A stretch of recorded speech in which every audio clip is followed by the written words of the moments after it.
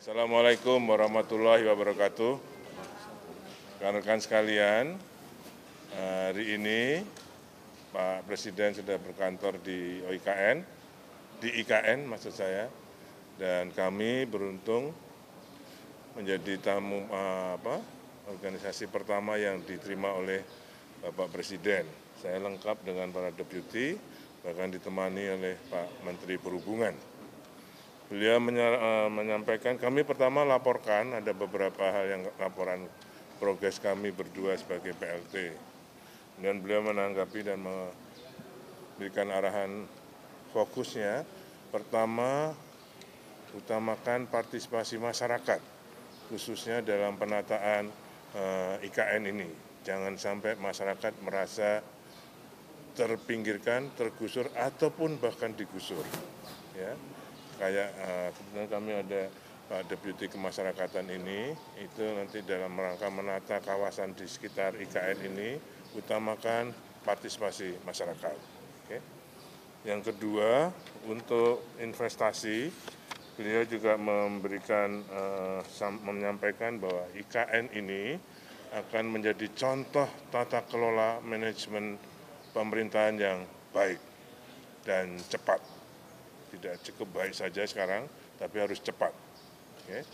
Apapun perizinan dan sebagainya itu agar lebih cepat, dan ini akan menjadi contoh untuk tata kelola perkotaan lainnya. Contohnya sekarang yang tentang investasi. Dari 45 groundbreaking dari 1 sampai 6 yang sudah dilakukan oleh Bapak Presiden, kemarin hari Selasa tanggal 26 Juli sudah ditandatangani antara OIKN, perjanjian kerjasama antara OIKN dan para investor. Oke. Ada 14. Beliau minta segera dituntaskan yang 45 itu. Dan nanti minggu depan kalau Pak Presiden kunjungan yang ke sini, itu ada groundbreaking lagi sekitar 5, dan itu sudah harus PKS. Ya, kalau tidak PKS tidak akan groundbreaking. Okay. Pertama BCA, kemudian Intiland, Indogrosir, RGE dan Swissbell Hotel. Ini nggak terlalu banyak, hanya 5, tapi itu harus sudah lengkap dengan PKS, termasuk perizinannya. Ya. Sehingga sekarang kalau dengan PKS mereka sudah mulai membayar kontribusi itu, harga tanah. Dan kita masukkan dalam rekening sementara yang tidak akan dipakai oleh OIKN, belum boleh dipakai. Yang kedua, ya, jadi partisipasi masyarakat, karena kita punya di dalam pikiran Pak Presiden, kita punya 256.000 hektar. Jadi jangan sampai masyarakat merasa tergusur, tapi kalau bisa, kalau memang harus direlokasi, dicarikan tempat yang lebih baik. Kemudian,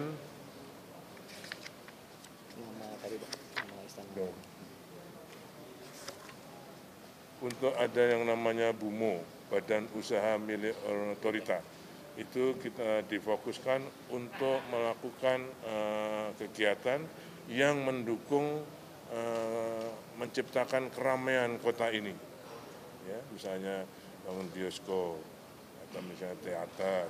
Itu pemanfaatan infrastruktur yang sudah dibangun di gerai-gerai atau ruangan-ruangan yang di bawah kantor-kantor Kemenko di Sumbu Kebangsaan akan dimanfaatkan untuk retail, dan itu dikelola oleh BUMO tadi.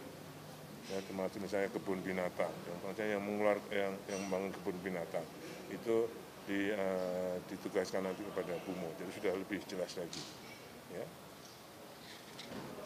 Kemudian beliau menyampaikan ini Istana Garuda, bukan kantor presiden lagi, tapi namanya adalah Istana Garuda yang di bawah Istana Negara. Jadi dan namanya ada. Official namanya ini adalah Istana Garuda, dan di sana ada Istana Negara. Oke. Saya kira itu yang fokus. Kemudian Pak Menhub juga melaporkan beberapa hal. Silakan. Ya, Pak Basuki, terima kasih. Assalamualaikum warahmatullahi wabarakatuh. Rekan-rekan media. Saya diajak Pak Basuki untuk join di sini, dan pagi ini adalah transportasi memang tidak bisa dilepaskan dalam satu kegiatan kota, ya. Lalu karena saya melaporkan 4 hal kepada Pak Presiden. Pertama berkaitan dengan kereta api ART ya. Beliau dari sejak pertama kali saya lapor sangat eager untuk menjadikan ini sebagai moda transportasi yang ada di IKN. Dan saya laporkan kepada Pak Presiden bahwa ART rolling stocknya sudah ada di Balikpapan. Jadi kalau mau lihat besok sama saya boleh di Balikpapan. Dan itu akan diuji coba. Insya Allah tanggal 5 sudah mulai uji coba. Skema apa yang kita lakukan dengan perusahaan dari China itu, yaitu mereka memberikan layanan gratis pada kita. Jadi kita berikan jalan yang sudah dikonstruksi oleh OIKN dan juga PU dan membuat marka-marka free of charge selama Agustus sampai Desember. Jadi saat itu ada 2 transit, masing-masing 3 kar akan berputar dari Sumbu Kebangsaan, Sumbu Barat, Sumbu Timur, keliling dengan headway 5 menit. Nah, kita ingin juga bahwa ini berkelanjutan. Oleh karenanya pemerintah sudah mengalokasikan APBN sebagai by the service, ya, by the service, di mana nanti dilakukan lelang, yang memutuskan nanti adalah pemerintahan yang akan datang, sehingga fair, karena memang kewenangan dari pengelolaan anggaran tahun depan adalah pemerintahan yang ada. By the service adalah sebagai sama dengan investasi jangka menengah ya, yang dilakukan oleh swasta. Jadi tidak mesti yang dari Cina, bisa saja perusahaan Indonesia kerjasama dengan seseorang lalu mengelola dan pemerintah akan membayarnya. Yang kedua, itu tadi kayak jalan tol. Kita bangun jalan tol, operasi dan pemeliharaannya ditenderkan. Bisa jasa marga, bisa yang lainnya, BUJT-nya. Ini kayak gitu. Ya kan? Hampir sama, betul. Yang kedua tentang bandara, kita laporkan juga bandara IKN kita desain dengan suatu desain yang friendly, eco-friendly, lalu juga beberapa desainnya sangat melihat atau mendasarkan dengan kearifan lokal. Kita sudah bangun, kami membangun buildingnya, sedangkan runway dibangun oleh Kementerian PUPR. Ya, kita akan sekuat tenaga untuk menyelesaikan itu dengan baik. Ya. Untuk 17 Agustus, kalau kita buat 2 skenario, bisa di situ, tapi bisa juga di Balikpapan. Beliau mengarahkan jangan terlalu dipaksakan, jangan hanya untuk 17-an. Jadi beliau arahnya tegas, jangan semuanya, tidak hanya bandara, tapi semuanya jangan terlalu dipaksakan. Itu satu poin yang baik, ya, melegakan, karena kita tidak akan melakukan sesuatu kegiatan konstruksi yang nantinya gagal konstruksi. Itu secara profesional kita harus bertanggungjawabkan sebagai pemerintah. Oleh karenanya kami laporkan apa adanya, karena memang 2 bulan terakhir itu kami atau kita terganggu sekali karena sebulan itu cuma 8 hari. Jadi yang tadinya mestinya selesai memang ini ada kemungkinan delay. Jadi kemungkinan untuk menggunakan Balikpapan itu ada, tapi insya Allah akhir Agustus ini akan selesai.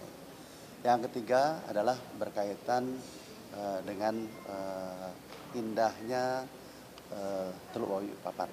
Jadi kita akan lihat Balikpapan seperti Labuan Bajo, banyak pinisi. Kami akan by the service sebagai stimulasi.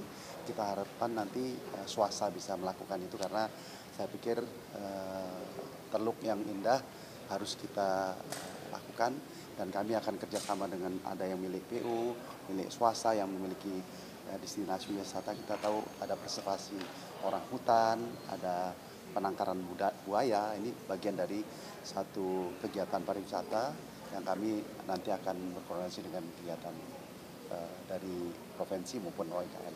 Dan yang terakhir tentu OIKN sudah merencanakan juga mengenai transportasi. Kita kolaborasi dari Balikpapan ke sini, kami yang tanggung jawab di dalam OIKN. Tetapi kami juga menyiapkan APMS ya, atau teknologi pemantauan pergerakan di OEKN. Insya Allah dalam waktu dekat ini juga selesai. Terima kasih. Pertanyaan masih jadi fokus apa? kendala nggak sih Pak? Cuaca masih jadi kendala. Ini sekarang ini masih terus dengan teknologi modifikasi cuaca.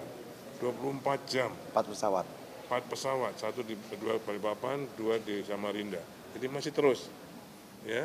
Ini Maksudnya hujannya di daerah tempat lain. Yang kan diserang di kan pergerakan dengan BMKG. Itu Pak Seto itu kan yang deputinya BMKG yang baru yang ahlinya itu makanya ditahan dari Banjarmasin dan Samarinda dan Balikpapan. 24 jam malam pun mereka terbang. Makanya ini mendung ini nggak kerja. jadi setidaknya masih bisa kerja ya Pak? Oh, kerja. Paling kepiur gitu masih bisa kerja. Ya sekarang ini 2 minggu ini nggak hujan, alhamdulillah. Ya. Kita lebih cepat. Pak, sebelumnya pipa air minum di IKN juga mengalami kebocoran, Pak. Itu lagi running test. Pasti ada, makanya justru namanya running test. Ini yang ketiga. Tapi sekarang sudah masuk sini, tadi malam jam 2 aja saya lihat di Kaset Press. Di kompleks ini sudah masuk, NTU-nya sudah rendah, ya, sudah di bawah 3. Jadi, tapi terus dipilas terus. Jadi maksudnya air trans sekarang sedang flushing ya Pak? Iya. Supaya nanti bisa jadi air minum Iya, beneran. iya. Kalau dengan permen cash-nya sudah di bawah permen cash, sudah memenuhi syarat. Tapi kami belum berani menyarankan karena saya minta supaya dicek dulu oleh Sukovindo. Yang selama ini dicek oleh Bina Teknik PU, Balai Teknik Air Minum. Nah, saya pikir nggak fair. Kalau hanya dari kami kan nggak fair jadinya. Kalau nanti Sukovindo yang ngecek, yang mensertifikasi baku mutunya, itu baru fair. Oke? Pak, katanya kan ada taksi terbang yang mau Ya. dicoba. Ya, ya. Rencananya seperti apa? Ya, Hyundai memang mengadakan uji coba di Samarinda ya. Ya, kalau uji coba secara teknis silakan aja karena memang kan ilmiah ya. Jadi kita persilahkan dan ini uji coba yang ketiga yang diadakan di Indonesia. Jadi is fine, bisa dijalankan. Artinya kalau memang baik, memang bisa masuk, mungkin bisa. Jadi gini, ada 2 yang mungkin saya berikan justifikasi. Satu, taksi terbang ada tanpa awak bahkan ya, dan ada orangnya. Itu ICAO maupun IATA belum mengeluarkan rekomendasi untuk mengizinkan gitu. Dan kita biasanya melakukan semua kegiatan itu mengacu pada lembaga internasional aviasi itu. Yang kedua, IKN ini kan ibu kota, jadi kita harus pastikan security-nya itu memang terjamin. Gitu. Jadi tanpa bermaksud untuk mengatakan iya atau boleh, 2 sandaran itu menjadi pemikiran kita. Bagaimana taksi terbang itu bisa berfungsi di sini. Bisa saja kita di IKN, tapi bukan di titik-titik pusat dan sebagainya. Tapi kami akan koordinasi. Kita lagi apply atau tanya dengan IQ dan IATA apa yang menjadi regulasi secara internasional. Pak, sebelumnya pembangunan bandara VIP kan juga Bapak mengatakan masih 60%, Pak. Kira-kira sama sekarang ini pembangunan sudah berapa persen? Ya, jadi gini, bandara ini kita bangun dengan 2 size. Size yang kita katakan akan hampir selesai itu 2.200. Dan size yang ultimate pada bulan Desember itu 3.000. Jadi yang saya katakan hampir selesai itu 2.200. Jadi saya dengan Pak Basuki membangun runway 2.200. Nah, kalaupun tidak selesai 17 Agustus, itu selesai akhir Agustus itu 2.200. Dan kita sudah menggelar runway sepanjang 3.000. Pekerjaannya akan diteruskan akhir Desember itu bandara dengan runway 3.000. Sehingga 777 bisa mendarat. Tapi bisa digunakan nggak Pak untuk 17 Agustus ini, khususnya untuk tamu-tamu negara yang penting seperti Saya katakan tadi, kita berusaha, tapi kita memperkirakan kalau tidak bisa ya ke bandara, ke Balikpapan. Yang penting safety ya Pak, Ya? kelayakannya ya Pak, Hah? uji kelayakan. Iya, uji kelayakan dan kita nggak mau ada gagal konstruksi. Pak Basuki sampaikan, Pak Presiden juga sampaikan. Pak Gus, Iya. jadi kan tadi Bapak menyampaikan bahwa arahan Presiden itu jangan dipaksakan kepada tapi semuanya. Lalu bagaimana dengan pelaksanaan upacara HUT RI begitu Pak? Apakah akan diadakan sesanggupnya, seselesainya, atau sesuai dengan rencana awal, Pak? Nah itu nanti Pak Seknek ya. Mungkin kalau bandaranya belum siap, mungkin tamunya dikurangi. Tapi tetap akan dilaksanakan di dua kota, di IKN dan di Jakarta. Tambah dikit aja Pak. Ya. Saya Pak Waka, ya. hanya mengklarifikasi banyak mispersepsi di publik ya yang saya baca dari data bahwa seolah-olah IKN ini selesai pada tanggal 17 Agustus. Itu salah ya. Ini adalah proyek jangka panjang yang tidak akan selesai dalam waktu dekat. Dan poin yang tadi disampaikan oleh Pak Bas, kita ini tidak sedang berkejar-kejaran, kita ini tidak sedang ricuh, rusuh, ngebut ya, ugal-ugalan. Karena perintah Pak Presiden saya dengar berkali-kali, jangan sampai hanya mengejar 17 Oktober, itu konstruksinya tidak baik. Termasuk tadi soal bandara ya, safety first ya, jangan sampai mengorbankan keselamatan hanya demi kecepatan ya. Jadi sekali lagi saya ingin mengklarifikasi persepsi publik nih yang banyak salah, seolah-olah IKN ini jadi 17 Agustus, enggak. Tapi insya Allah kalau untuk penyelenggaraan upacara saja, insya Allah dengan dua kota ya secara hibrid, Jakarta dan di sini IKN ini insya Allah tidak akan masalah.